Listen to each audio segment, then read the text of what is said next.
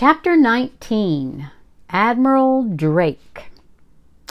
So Mr. Popper, with Captain Cook, Greta, Columbus, Louisa, Nelson, Jenny, Magellan, Adelina, Scott, Isabella, Ferdinand, and Victoria, was bundled into the patrol wagon and hustled off to the police station. None of his pleas could move the desk sergeant. That theater manager is pretty mad at the way you busted into his theater, so I'm holding you. I'm going to give you all a nice quiet cell, unless you furnish bail. I'm putting the bail at $500 for you and $100 for each of the birds. Of course, Mr. Popper did not have that much money about him. Neither did Mrs. Popper when they telephoned her at the hotel.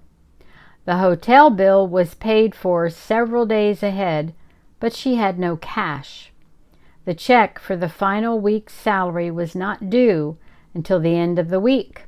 Indeed, it now looked as if the Poppers would never see that check, since they could not get the Penguins out of jail long enough to put on their act at the Royal Theatre.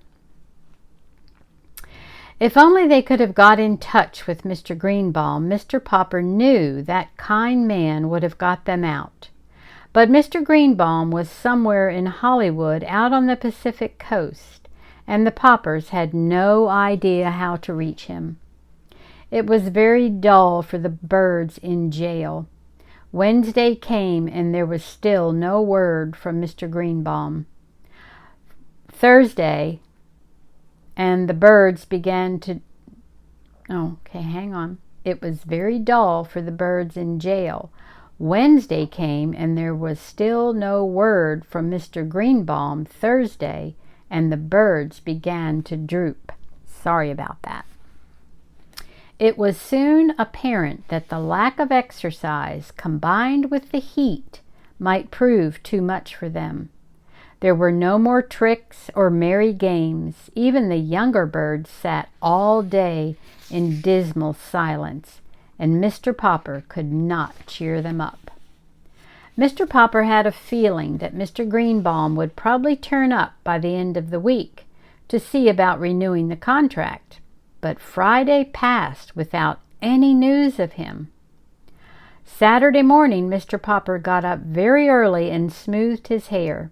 Then he dusted off the Penguins as well as he could, for he wanted everything to look as presentable as possible in case Mr. Greenbaum should appear.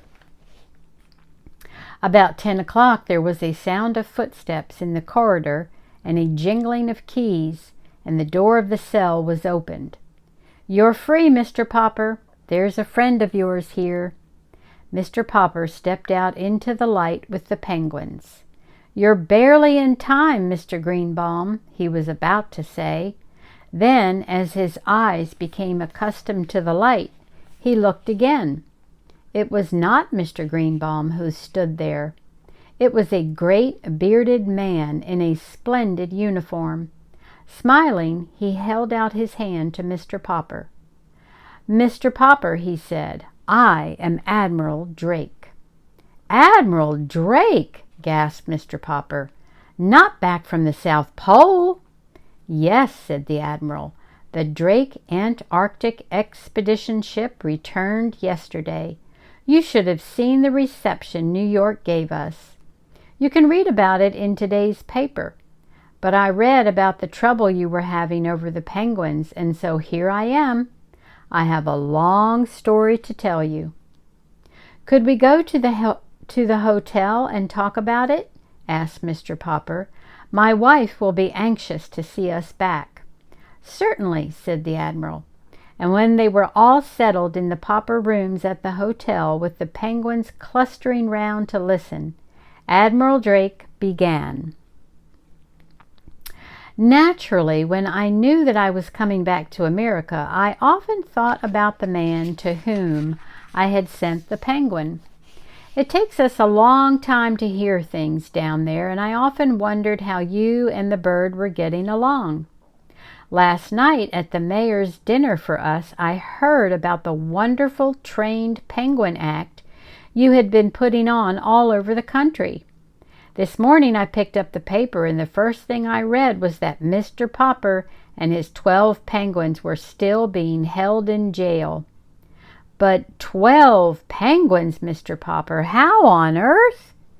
Then Mr. Popper told how Greta had arrived to keep Captain Cook from being lonely, and how the little penguins had grown, and how the clever little band had saved the day for the Poppers when things looked bad. "It's amazing," said Admiral Drake. "I've seen a lot of penguins in my time, but never such educated ones as these. It certainly shows what patience and training can do. But now, to get to my real point, Mr. Popper. You probably know that I have explored the North Pole as well as the South Pole." "Oh, yes," said Mr. Popper respectfully. "I have read books about both your Arctic and your Antarctic expeditions." "Well then," said the Admiral, "maybe you know why we explorers prefer the South Pole." "Could it be on account of the penguins, sir?" asked Janey, who had been listening very hard. Admiral Drake patted her head. "Yes, my dear. Those long polar nights get pretty dull when you have no pets to play with. Of course, there are polar bears up there, but you can't play with them. Nobody knows why there are no penguins at the North Pole. For a long time, the United States government has been wanting me to lead an expedition up there for the purpose of establishing a breed of penguins. I must come to the point, Mr. Popper. You've had such remarkable success with these birds of yours. Why not let me take them to the North Pole and start a race of penguins there?" Just then Mr. Greenbaum and another gentleman were announced. They shook hands all around and were introduced to the Admiral. "Well, Popper," said Mr. Greenbaum, "too bad about that mix-up over the theaters. But never mind. Here's Mr. Klein, who owns the Colossal Film Company. He's going to make your fortune. You'll be a poor man no longer, Mr. Popper." "Poor?" said Mr. Popper. "I'm not poor. These birds have been earning us $5,000 a week." "Oh, $5,000, said Mr. Klein. "What's that?" "Pin money. I want to put those birds in the movies, Mr. Popper. We've got the story department working on stories for them already. Well, I'll put each of those birds under a contract that will keep you and the missus on Easy Street the rest of your lives."